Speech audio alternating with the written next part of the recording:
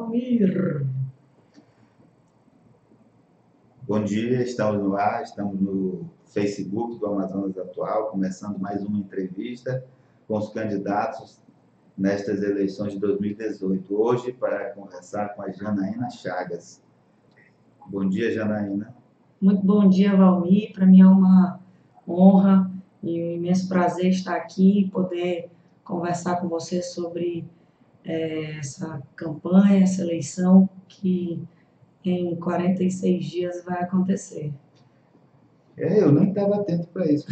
Só são 46 dias de Somente. campanha. Janaína, você está disputando uma eleição pela primeira vez, um cargo político, né? Já foste secretária de Estado de Esporte, né? Agora na gestão do Amazonino, entrou em outubro, saiu em Abril, né? No início de abril, para disputar a eleição. Ontem eu entrevistei uma pessoa também aqui que está se candidatando pela primeira vez, tem ideias, tem propostas, quer mudança na política. É isso que você pretende, oxigenar a política? sem dúvidas. Para quem não me conhece, me chamo Janaína Chagas, tenho 34 anos, sou advogada e pós-graduada em marketing. E sabe, Valmir, eu desde os meus 16, 17 anos fiz parte de movimento estudantil, fui presidente de grêmio, fui presidente de diretório central dos estudantes da minha universidade e sempre procurei, de alguma forma, olhar para o todo e estender a mão àqueles que precisam. E nesses movimentos a gente aprende muito em relação à parte política. Nunca quis me candidatar em virtude de todo esse processo difícil que a política carrega, de mentiras muitas vezes, né, de pessoas que não gostam dos políticos. E aí eu me afastava desse processo. Até que esse ano, falei, depois de um convite, parei, pensei, refleti, conversei com a minha família.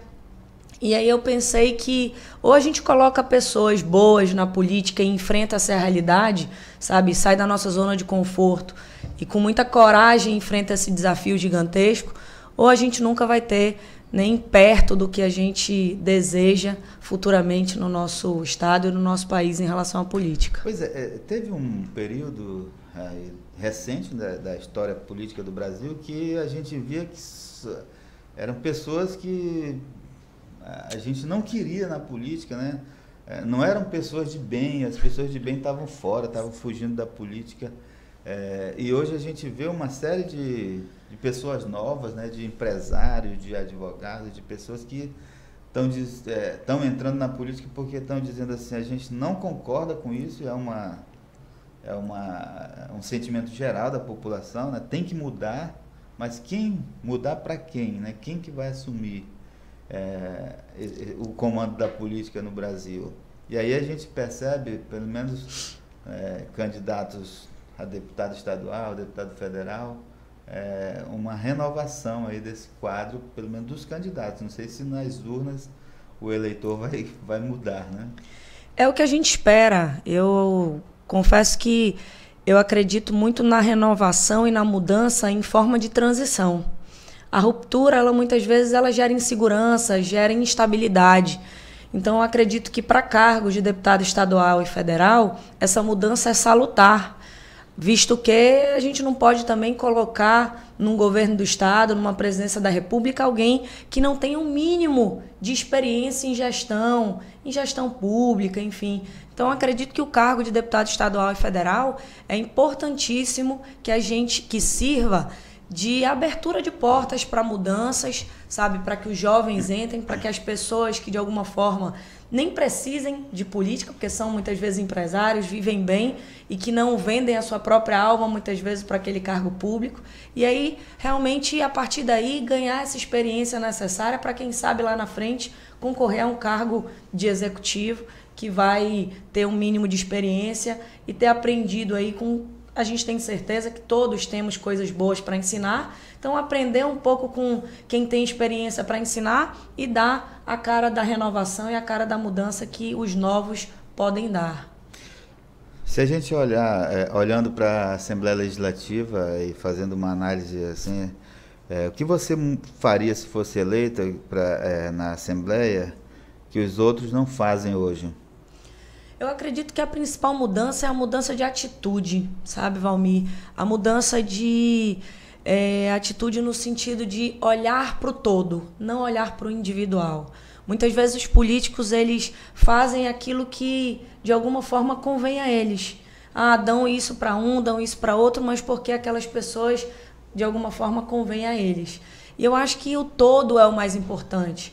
Não importa o individual, o que importa é o Estado como um todo, as pessoas como um todo.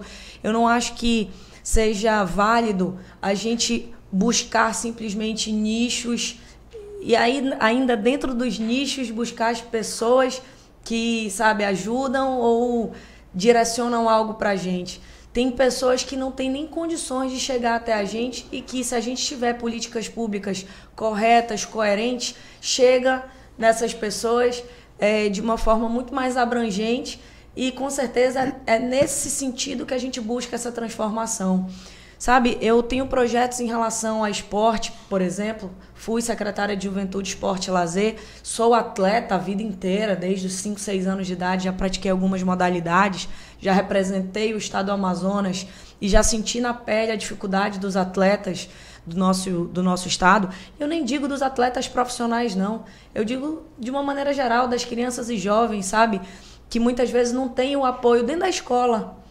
A educação, ela tem como um dos pilares o esporte, a cultura. É importante que a gente tenha na nossa educação de base a presença de extracurriculares e que sejam voltados também para o esporte, para a cultura, porque é quem forma o cidadão.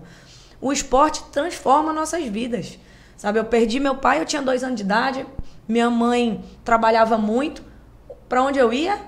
Para o esporte.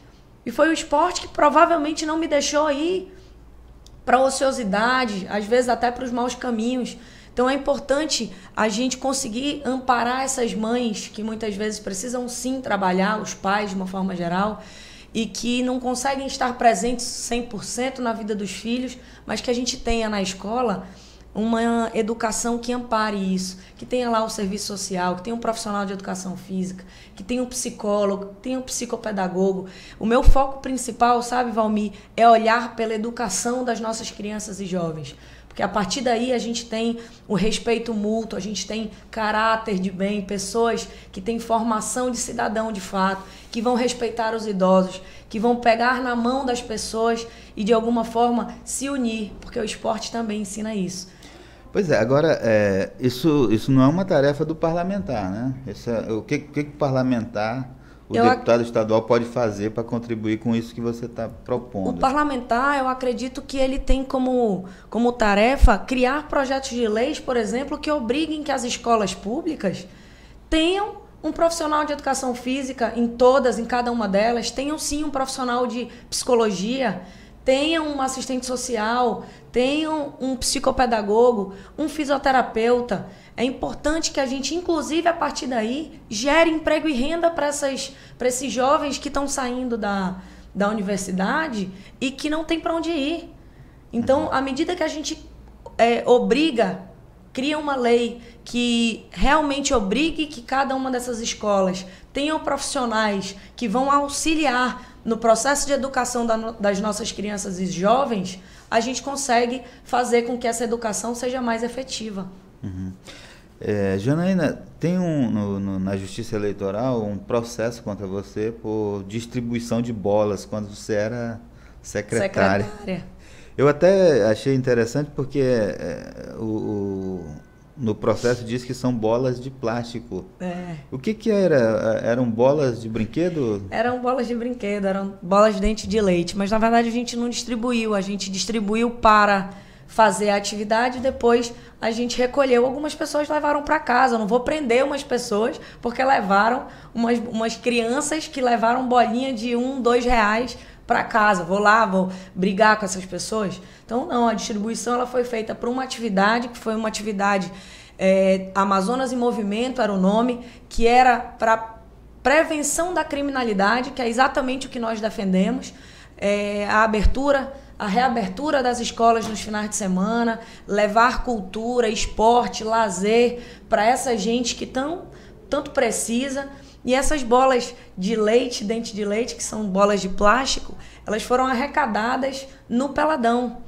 Ou seja, nem custo para o Estado existiu. Então, como é que a gente vai distribuir ali para aquela atividade e sair perseguindo as crianças que, por acaso, eventualmente levaram para suas casas? É difícil, eu fico até envergonhada das pessoas que, sabe, vão atrás de coisas tão pequenas. Eu sei que isso é perseguição às pessoas que têm, sabe, cabeças novas, que têm vontade de fazer diferente, muitas vezes são perseguidas. Mas eu tô bem, graças a Deus. Isso daí é passado, tá? A gente já conseguiu resolver. Pois é, já conseguiu resolver na justiça? Sim, tá tudo... a gente tá esperando só um parecer agora final, mas seria basicamente para que eu não voltasse a distribuir as bolas, sob pena de uma multa financeira. Mas não teve nada em relação à impugnação, nem nada, até porque não tinha cabimento. O Ministério Público pede, além da cessão, né, de você deixar de distribuir, sim. Pede que a Justiça Eleitoral aplique uma multa de até 5 mil. De até 5 mil reais se eu continuar distribuindo. Mas esse foi o... Não continuou. Eu não continuo distribuindo bolas, até porque nunca foi, como falei, nunca foram distribuídas de fato. Inclusive eu fico me perguntando, sabe, Valmir, nós arrecadamos essas bolas estavam todas dentro da Arena da Amazônia, lá quase 15 mil bolas de plástico, como você mesmo falou, e elas foram arrecadadas, não teve custo para o governo do estado. Eu me pergunto, o que fazer com bolas assim? Elas vão se estragar, elas vão derreter dentro da Arena da Amazônia, e aí? Quando você entrou para a secretaria, você já tinha a intenção de ser candidata a deputada estadual? Não tinha nenhuma intenção de ser candidata. Pelo contrário, eu como atleta, eu como jovem, estando na Secretaria de Juventude, Esporte e Lazer, eu lhe confesso que tudo que eu queria era mudar a realidade da juventude, do esporte e do lazer do nosso estado. E apesar das dificuldades, nós tratamos com muita responsabilidade, com muita seriedade aquela secretaria, conseguimos avanços extraordinários em 6 meses, colocamos vários projetos na rua, Mexa-se, Todos pelo Esporte, capacitação para a elaboração de projetos, fizemos a grande diferença, colocamos o futebol amador dentro dos nossos estádios pela primeira vez, sabe? Então eu acredito, Valmir, que o objetivo ali era realmente ser o melhor que a gente podia como secretária. Aí, à medida que o tempo foi passando e a gente foi sendo enxergada como alguém que pudesse vir candidata para, de alguma forma, contribuir com essa mudança, essa transição na política, e aí eu recebi o convite da estadual do PPS para ir para o PPS, para, de alguma forma, contribuir com essa mudança. E também recebi o convite do nosso governador amazonino para que a gente também representasse essa transição de experiência, que é a experiência magnífica que ele tem como governador do estado por 4 vezes, e que, sem dúvida alguma, no último mandato da vida dele vai deixar um legado, se Deus quiser agora, pentacampeão, se Deus quiser, se for eleito. E eu tenho certeza que juntos nós poderemos unir essa experiência e a juventude para transformar essa transição na nova política que nós queremos. A Vila Olímpica já foi ali um espaço de revelação de muitos jovens, né, atletas, e estava quase que abandonada quando você assumiu a secretaria. O que houve de mudança na Vila Olímpica? Olha, a Vila Olímpica ela estava abandonada, viu, Valmir? Infelizmente, quando nós assumimos, nós conseguimos, a princípio, organizar as contas, né? Nós recebemos a secretaria com um déficit muito grande, de em torno de 20 e poucos milhões, 23 milhões de reais. Então, nos primeiros 3 meses, nós organizamos as contas, mas já começamos o processo de embelezamento da Vila Olímpica, ou seja, fizemos a limpeza, fizemos um embelezamento em relação ao plantio de mudas, colocamos de volta alguns espaços da Vila Olímpica para treinamento de outras modalidades, aumentamos as vagas de modalidades de iniciação esportiva que nós temos na Vila Olímpica, ampliamos a quantidade de professores que vieram da SEDUC para atuar, né, nessa educação de iniciação esportiva também, de formação de cidadão. Então, a Vila Olímpica, à medida que a gente deixou as contas organizadas, nós estávamos no processo de contratação de uma empresa para começar essa reforma e buscando recursos. Conseguimos aliar com o governador esse recurso, conseguimos o recurso, deixamos o recurso e logo em seguida que deixamos a secretaria, porque, enfim, o tempo foi muito curto. Graças a Deus nós conseguimos deixar lá a verba necessária para reformar todas as quadras.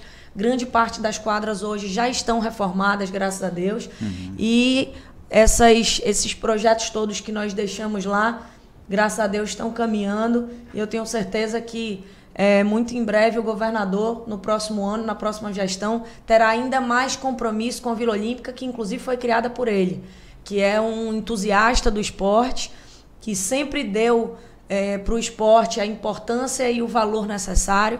Por isso, acredito sim que o governador amazonino vai ser um grande parceiro nessa luta pelo esporte, que eu também travei, né? Que eu também sou aliada e apoio 100%. Você esteve aqui nessa bancada, era outra mesa. Sim. Mas naquela ocasião como secretária de esporte, e você falou de uma piscina olímpica da Olimpíada Rio 2016 que viria para o Amazonas, viria para a Vila Olímpica. Já está instalada? Não está instalada, mas já veio para Manaus. Nós conseguimos conquistar, resgatar essa piscina com muito trabalho. Fomos até Brasília, fomos até o Rio de Janeiro algumas vezes para não deixar que essa piscina fosse embora, saísse do nosso estado. Já tinha uma obra iniciada. Graças a Deus nós conseguimos concluir a obra em relação ao recebimento dessa piscina e conseguimos trazer a piscina. Quando deixamos a secretaria, a piscina já estava em Manaus. Inclusive fizemos algumas matérias para mostrar todo o equipamento da piscina olímpica, e não só da piscina olímpica, mas trouxemos do tênis de mesa também todo o material olímpico que foi dado, trouxemos da luta olímpica, todo o material da luta olímpica que também foi utilizado nas Olimpíadas de 2016. E assim, foi muito bacana poder deixar o que nós prometemos. Assim que nós entramos na secretaria, a nossa primeira promessa, resgatar a piscina olímpica que estava praticamente perdida. E essa piscina chegou em Manaus e agora precisa ser instalada, tem que dar uma olhada lá realmente com o secretário como é que está o processo de instalação, mas já está muito próximo de ser instalada. Ela vai ser instalada próximo da outra piscina que já existia na Vila Olímpica? Não, ela vai ser instalada aonde era localizada a antiga piscina. Uhum. Houve uma reforma bem grande em relação ao parque aquático da Vila Olímpica, que vai ser um grande parque aquático com a piscina olímpica que veio do Rio de Janeiro e a piscina de saltos. É um grande parque aquático que poderá receber, inclusive, competições internacionais. E, se Deus quiser, vai ser instalado até o final do ano. Espero que o secretário novo lá consiga instalar essa piscina, porque nós, quando deixamos, a previsão era de começar a instalação em julho. Não sei exatamente como está hoje, mas, se Deus quiser, até o final do ano a gente consegue instalar essa piscina. Tu tens ideia de quanto é o custo de trazer essa piscina para cá e a instalação dela? Era tudo gratuito, já estava dentro do pacote.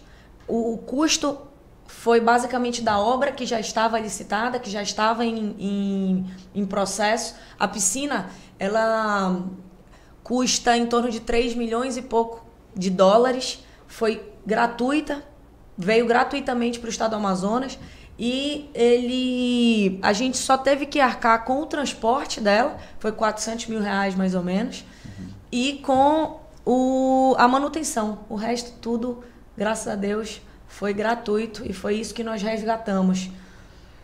Janaína, tu estás num partido que historicamente no Amazonas não tem tanta força. A gente, nas eleições de 2014, eu acho que elegeu um deputado que depois saiu do partido, né? na Assembleia Legislativa. E as perspectivas hoje, como é que você enxerga? Tem espaço para o PPS fazer um deputado estadual? Com certeza. Nós temos Quando eu fui convidada para ir ao PPS, nós estudamos um pouco, né, como é que seria essa candidatura. Nós saímos sozinhos, não coligamos com ninguém para deputado estadual. Estamos na coligação do majoritário, que é o governador Amazonino Mendes, que tem o senador Alfredo Nascimento e tem alguns candidatos a deputados federais. E eu posso dizer que o PPS tem candidatos potenciais, candidatos jovens e ninguém com mandato. Nós, quando andamos nas ruas da cidade de Manaus e no interior do estado, nós percebemos no olhar das pessoas a vontade da mudança. Então eu tenho certeza que o PPS vai vir aí surpreendendo. Se Deus quiser, faremos um e com a possibilidade até de fazer 2. Então tenho certeza que o PPS vai ter sim um representante lá na Assembleia Legislativa do Estado e eu espero que seja eu, que seja uma mulher. Inclusive eu falo muito disso, Valmir, porque nós somos mais da metade de eleitores do nosso estado, as mulheres. E nós, em 24 deputados estaduais, temos apenas uma mulher. É importante que as mulheres reflitam no sentido de nós mostrarmos que nós podemos, que nós temos competência, que nós temos garra e que nós temos um papel fundamental dentro da nossa sociedade no sentido de construir um futuro diferente para o nosso estado. Então, que a gente reflita em relação a votarmos em mulheres. Mulheres, nós podemos, cada uma de vocês pode. Vamos deixar de lado, sabe, a rivalidade e unir forças, porque é só realmente formando esse time, esse exército de mulheres que querem mostrar que as mulheres têm, sim, a competência e que podem contribuir com essa sociedade, que podem contribuir na política e mostrar que a gente tem, sim, um papel fundamental e que a gente pode se unir também aos homens para dar a nossa contribuição e votar em mulheres. Votar, sabe, em pessoas que nos representam a nossa sensibilidade, a nossa voz, o calo que aperta no meu pé, no seu pé, no pé de todas as mulheres. Por que você acha que há essa dificuldade de eleição de mulheres? É um problema dos partidos que se organizam de forma a excluir as mulheres? É um problema da sociedade que não vê a mulher como uma pessoa que possa representar ali, possa estar no parlamento, possa estar nos cargos executivos? Então, falando um pouco do estado do Amazonas, eu posso dizer que, infelizmente, nós temos uma cultura muito paternalista, em que o homem ele é o provedor e a mulher é a submissa. E isso vem, inclusive, do próprio índio, né? E eu respeito muito isso, mas a gente pode sim mostrar que as mulheres têm independência, que as mulheres... Eu tenho certeza que aqui me escutam e nos veem, Valmir, muitas mulheres que criaram seus filhos sozinhas, muitas mulheres que, sabe, são provedoras dentro de casa e que têm capacidade, sim, para construir uma família e para contribuir dentro da família. Sabe, até os homens que muitas vezes converso, eu pergunto, você tem alguma mulher que sabe, contribui e é papel fundamental dentro da sua vida? Todos respondem que sim. Alguns é a mãe, alguns é a irmã, alguns as filhas, outros a mulher, a esposa. Então é importante que a gente saiba o nosso valor, sabe? Que as mulheres enxerguem o seu próprio valor. E só enxergando o seu próprio valor e participando, porque infelizmente nós temos um número muito pequeno de mulheres participando da política, por causa dessa cultura paternalista. Então é convocar mesmo as mulheres, não só para votar em mulheres, mas para participar, para a gente mostrar também o nosso valor, para a gente mostrar que a gente é capaz, porque todas nós somos capazes. E vocês que não acreditam que são capazes, acreditem. Vocês também são capazes de contribuir com a nossa sociedade. Além dessa bandeira do esporte, o que tem outras que você defende como candidata a deputada estadual? Nós defendemos, na verdade, não só a bandeira do esporte, mas a bandeira da educação que passa pelo esporte, pela cultura, que também é uma forma de oportunizar a nossa juventude. A capacitação da nossa juventude é primordial. E lembrar, gente, que através do esporte, da cultura, a gente melhora a segurança. Jamais haverá, gente, dinheiro suficiente para investir em segurança pública, que é uma das maiores reclamações das pessoas nos bairros e no interior do estado, se nós não tivermos um investimento direcionado para o esporte, para capacitação, para geração de emprego. Quem sabe, por exemplo, criar projetos de leis, que essa é uma das minhas propostas, criar projetos de leis que abonem, que deem incentivos fiscais para empresas que gerem o primeiro emprego. Criar incentivos fiscais, por exemplo, para mulheres, para empresas que recoloquem mulheres acima de 40 anos no mercado de trabalho, que recoloquem idosos no mercado de trabalho. Nós vemos no primeiro mundo, aí em países bem desenvolvidos, os idosos dando a sua contribuição para a sociedade. A gente não pode virar de costas e achar que os idosos que têm tanta experiência, sabe, que viveram aí uma história muitas vezes de lutas, e a gente não, quando eles perdem o emprego, a gente não consegue recolocá-los no mercado de trabalho porque eles estão velhos. Não pode, gente. Sabe? A gente tem que ter respeito também pelos idosos. Então, eu acredito, Valmir, que a nossa principal proposta é olhar o todo. Principalmente a educação, porque a educação ela forma cidadãos e a educação precisa ter o pilar do esporte, precisa ter o pilar da cultura, precisa ter o pilar da tecnologia que está presente nas nossas vidas. E ela também acaba fazendo com que a nossa juventude, a nossa criançada tenha o respeito pelo idoso, tenha o respeito pela mulher, tenha o respeito, por exemplo, pelos homossexuais, pelos transgêneros. Então, eu acredito no respeito mútuo dessa sociedade e na inclusão deles, das pessoas com deficiência, que nós, inclusive, na SAGEL, fizemos algumas coisas também voltadas para a inclusão. É mais ou menos isso. Quando alguém ou quando algum político fala dessa questão da educação, parece que uma coisa muito batida, né? Todo mundo defende que tem que ter mais saúde, mais educação. A gente vê isso até naquele programinha da Globo lá que ela criou para dizer o Brasil que eu quero. O Brasil que Aí eu quero. Todo mundo lá, mais saúde, mais educação, parece propaganda política. Entendeu? O que eu sempre questiono é o seguinte, o que está errado na educação e o que precisa ser feito? Eu vou lhe dizer, Valmir, eu iniciei o nosso bate-papo aqui conversando sobre a obrigatoriedade de pilares para a nossa educação. Não existe uma educação básica, efetiva, se nós não tivermos o esporte presente na educação básica. O esporte como um dos pilares. Não é somente geografia, matemática. Não existe criança burra, gente. O que existe é criança desmotivada. O que existe é criança com transtorno de déficit de atenção. E se nós não tivermos um psicopedagogo, um psicólogo, sabe, que consiga analisar aquela criança para, de alguma forma, dar a base de sustentação para que ela realmente tem essa formação, não só de, sabe, científica, mas a formação de cidadão, a gente não tem uma educação efetiva.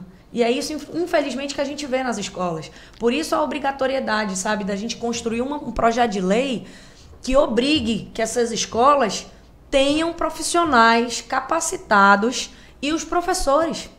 Os professores têm que ser valorizados, Valmir.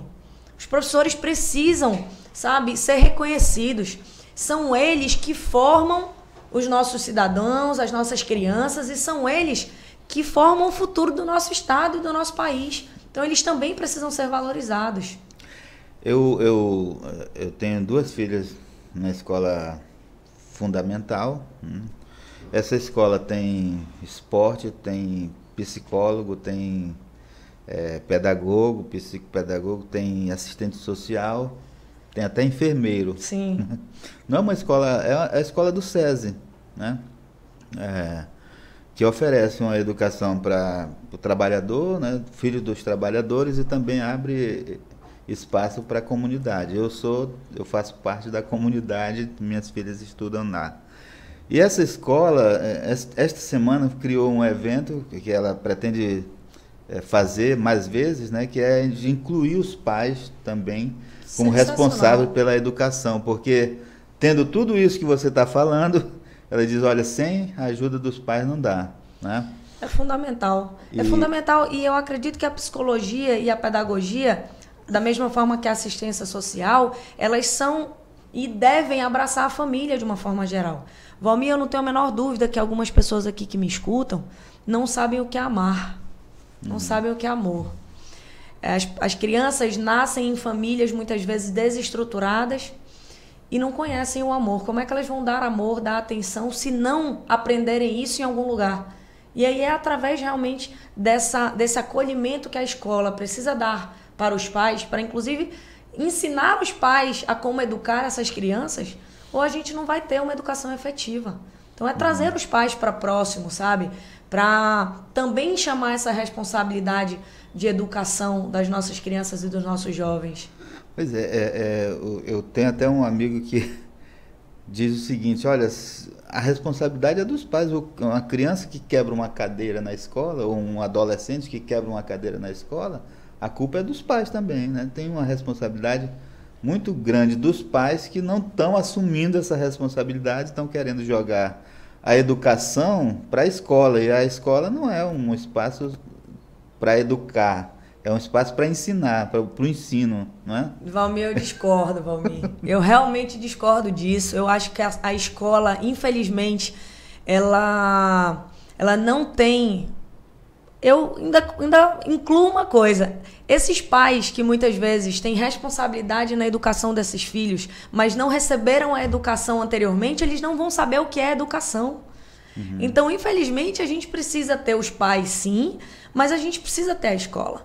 Porque se esses pais não foram educados anteriormente, a gente vira uma bola de neve. Se nós não temos estrutura para dar a educação necessária para esses pais, e aí é quando eu digo, a educação ela tem pilares. É na disciplina do esporte, por exemplo, dentro de quadra, que a gente aprende a respeitar o próximo, a gente aprende a olhar o adversário não como inimigo, que a gente aprende, Valmir, que a pessoa que está do nosso lado, não importa qual é a raça, qual é a cor, qual é a conta bancária dela. Se o meu goleiro não for bom e não der o melhor dele, a gente vai pegar gol e a gente vai perder. Se a gente não tiver um atacante para passar a bola no momento que a gente tiver possibilidade para que ele faça o gol, a gente não ganha. E é nesse contexto que a gente aprende a viver em sociedade, a respeitar o próximo, a de alguma forma ajudar o próximo. Então, isso é educação. Sabe? Isso é disciplinador. É no judô, no jiu-jitsu, é no handebol, é no vôlei. E que, sabe, nas lutas você chega, cumprimenta o mestre. Isso é disciplina, isso é educação, isso sai, não tem como não ser considerado educação. Então, se a gente tiver esporte, se a gente tiver cultura, se a gente tiver tecnologia dentro da nossa escola de forma efetiva, eu não tenho a menor dúvida que os índices de criminalidade no nosso estado vão diminuir abruptamente, sabe? Muito, muito, muito, muito alto o percentual de crianças e jovens usando drogas, de crianças e jovens sendo cooptadas pela criminalidade. E só quem tira disso é a cultura e o esporte.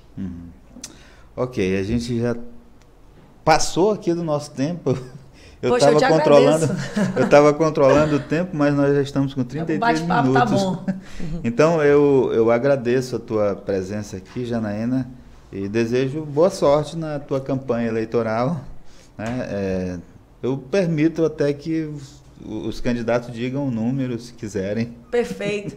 Olha, Valmir, eu queria lhe agradecer, me colocar mais uma vez à disposição. Na última vez que vim aqui, me coloquei à disposição para voltar quantas vezes fossem necessárias. A Janaína Chagas é uma jovem de 34 anos, sonhadora e que quer sim ver um futuro diferente no nosso estado. Para isso, nós precisamos de um exército de pessoas que acreditem nessa mudança e que participem e se movimentem por essa mudança. Sabe, a responsabilidade está nas mãos de cada um de nós. Eu ando por aí e pergunto para as pessoas, Valmir, você já votou branco e nulo? A pessoa que me fala, já votei branco e nulo. E eu pergunto, o que mudou na sua vida? A pessoa olha para mim e fala nada. Para você que votou branco e nulo e que nada mudou na sua vida, procure uma pessoa que queira construir essa mudança junto com você. E vá, conquiste mais 1, 2, 3 votos. Todos nós cruzamos com em torno de 20, 30, 100 pessoas diariamente nas nossas vidas. Vamos sair da nossa zona de conforto, gente. Vamos levantar da nossa cadeira e buscar construir essa mudança juntos. Meu nome é Janaína Chagas. Eu peço o seu voto de confiança, o seu voto, a sua oportunidade de lhe representar na Assembleia Legislativa do Estado do Amazonas. Meu número é 23123 e peço um voto de confiança também nesse último mandato, se Deus quiser, o nosso governador amazonino terá, no 12, AMA 12. Eu voto no Amazonas e Janaína Chagas, 23123, para deputada estadual. Muito obrigada. Ok, a gente agradece a sua audiência também. Encerramos aqui a nossa live. Muito obrigado.